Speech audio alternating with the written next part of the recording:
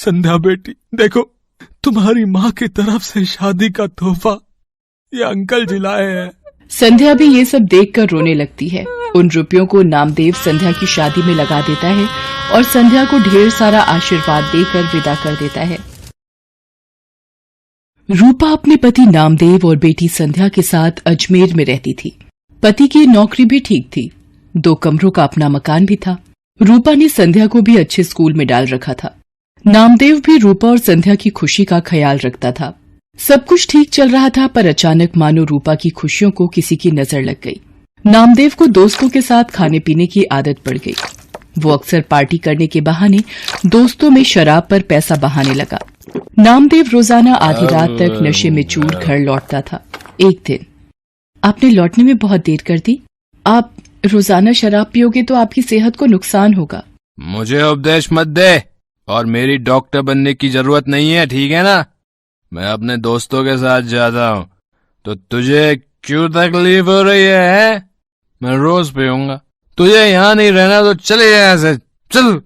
नामदेव की ये गंदी आदत बढ़ती जा रही थी। हर समय नशे में रहने की वजह से वो दिन में सोता रहता था, इसलिए उसे नौकरी से भी निकाल दिया गया। धीरे धीरे नामदेव ने अपना सब कुछ बेच दिया, यहाँ तक कि घर भी। अब वो रूपा और संध्या को लेकर एक किराए के घर में रहने लगा। रूपा परेशान रहने लगी। एक दिन, अरे ये संध्या के स्कूल से फीस का नोटिस। अब मैं क्या करूं? कहाँ से फीस के पैसे लाऊं? माँ, भूख लगी है, कुछ खाने के लिए है तो दे दो। रुक, मैं सब्जी वाले की दुकान से आलू लाकर तुझे रोटी बनाकर देती हूँ। हाँ माँ, तुम्हारे हाथ का आलू का पराठा तो बहुत स्वादिष्ट होता है। संध्या आलू लेने बाजार चली जाती है। रास्ते में वो सोचती जा रही थी कि ऐसा क्या करे कि संध्या की फीस भर सके। तभी उसकी सहेली का फोन आ जाता है। वो दूसरे शहर में रहती है। सहेली के बार बार पूछने पर रूपा उसे अपनी सारी परेशानी बताती है। अलका, बस यही सोच रही हूँ कि अभी संध्या की फीस भरनी है, घर का खर्चा, सब कैसे होगा। अरे तू घबरा मत, सब ठीक हो जाएगा। अभी इस वक्त तू कहाँ है? संध्या को मेरे हाथ के आलू के पराठे बहुत पसंद है, आलू लेने जा रही थी। आलू के पराठों से याद आया, तू तो राजमा चावल कितने टेस्टी बनाती थी, याद है? सब उंगलियां चाटते रह जाते थे। तू राजमा चावल बनाकर क्यों नहीं बेचती? इससे तेरी कमाई भी हो जाएगी, जिससे तू थोड़ा बहुत परिवार का खर्च उठा पाएगी। सहेली की बात रूपा के दिल में घर कर गई। उसे एक उम्मीद दिखाई दी, पर शुरुआत कैसे करे उसे अब यही सोचना था। अगले दिन उसने राजमा और चावल बनाए और पतीले में लेकर घर के पास सड़क के किनारे बैठ गई। पूरा दिन धूप में वो बैठी रही, पर किसी ने भी उसके राजमा चावल नहीं खरीदे। शाम को वो घर आ गई। उसके राजमा चावल बिल्कुल भी नहीं बिके। वो घर आकर रोने लगी। मैं क्या करूं भगवान, मैंने कोशिश की पर कामयाब नहीं हुई, मुझे हिम्मत दो भगवान। माँ, जब मैं कभी परीक्षा में अच्छा नहीं करती तो तुम ही तो मुझे कहती हो दोबारा मेहनत करूं। आप भी कल दोबारा कोशिश करना माँ। मेरी बेटी कितनी समझदार हो गई है, तू ठीक कह रही है। मैं एक बार और कल कोशिश करूंगी। रूपा अगले दिन दोबारा राजमा चावल बनाती है। पूरा दिन एक भी ग्राहक नहीं आता। रूपा निराश हो जाती है। आज भी कोई ग्राहक नहीं आया, लगता है मुझे ये काम बंद करना पड़ेगा। अब आपके पास कुछ खाने को मिलेगा? यहाँ आसपास की खाने की दुकानें बंद हो गई हैं। आपको यहाँ देखा तो मुझे लगा कि यहाँ कुछ खाने को मिल जाए शायद। जी, राजमा चावल की प्लेट है मेरे पास। भूख में तो सब कुछ अमृत है। एक प्लेट कितने की है? जी 20 रुपए। क्या बात है, राजमा चावल तो बड़े ही स्वादिष्ट बने हुए हैं। आपको पहले तो कभी नहीं देखा यहाँ, क्योंकि मैं पहले कई बार आया हूँ इधर। जी अभी शुरू किया है। ये लो आपके 20 रुपए। पूरा दिन बीत जाने के बाद एक प्लेट ही बिकी थी रूपा की, पर इस एक प्लेट के पैसों ने उसे हिम्मत दी थी। रूपा अगले दिन राजमा चावल लेकर ही बैठी थी कि पिछली रात वाला ग्राहक दोबारा आया। आपने पहचाना मुझे? कल आपके राजमा चावल बहुत स्वादिष्ट लगे, तो मेरे पार्टनर दोस्त को भी खिलाने आया हूँ। आप 2 प्लेट बना दीजिए। अभी बना देती हूँ साहब।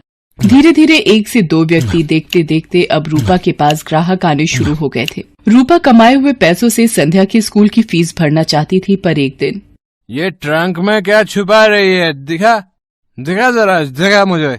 ये रुपए मैंने संध्या की स्कूल की फीस के लिए जोड़ कर रखे हैं, ये मत ले जाओ। देख, मेरे दोस्त मेरा इंतजार कर रहे हैं, ये रुपए दे मुझे, दे। इधर दे दे, दे दे। नामदेव रुपए छीन कर ले जाता है।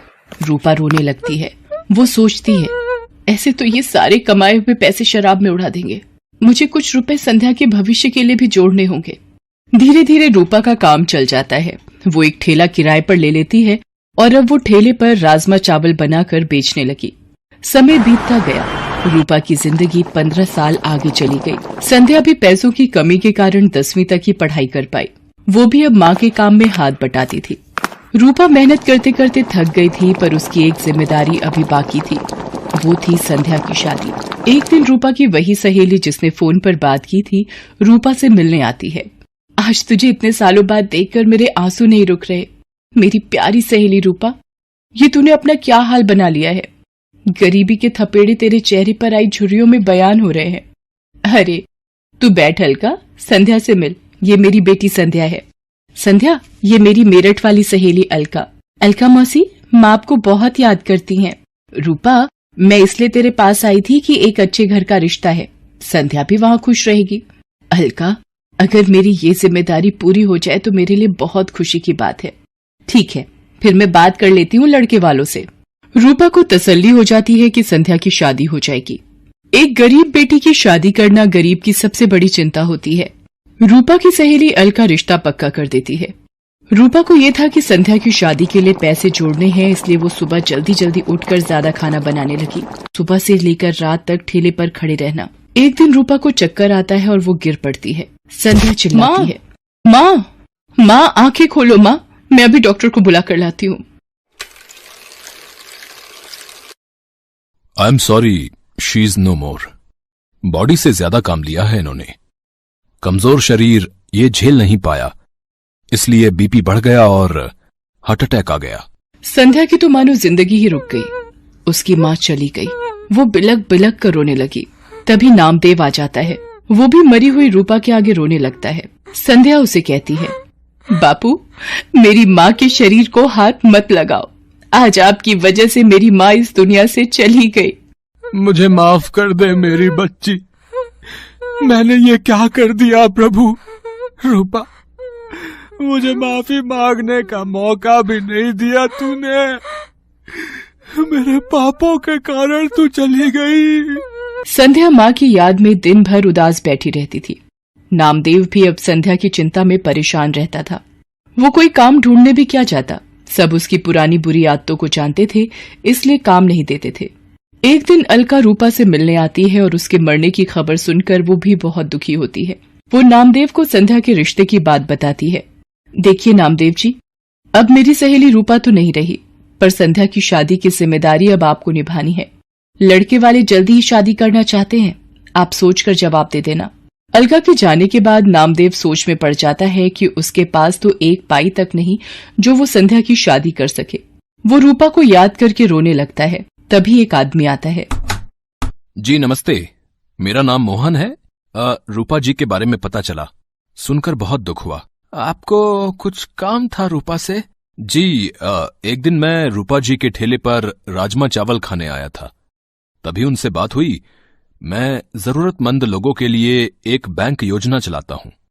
रूपा जी भी मेरे पास रुपए जमा करवाती थीं। वो जब भी पैसे जमा करने आती तो यही कहती थीं कि मेरी बेटी संध्या की शादी में काम आएंगे। आज वही रुपए मैं देने आया हूं। पिछले दिनों उन्होंने मुझे फोन किया था कि बेटी की शादी के लिए जरूरत है तो मैं उन्हें दे दूं। ये लीजिए, ब्याज मिलाकर 3.5 लाख रुपए उनके बैंक में जुड़े हुए हैं। आज उन्हें देने आया था। रूपा, तुम अपनी जिम्मेदारी निभाना नहीं भूली। जाते जाते भी अपनी बेटी की शादी की जिम्मेदारी निभा गई। संध्या बेटी, देखो, तुम्हारी माँ की तरफ से शादी का तोहफा ये अंकल जी लाए हैं। संध्या भी ये सब देखकर रोने लगती है। उन रुपयों को नामदेव संध्या की शादी में लगा देता है और संध्या को ढेर सारा आशीर्वाद देकर विदा कर देता है।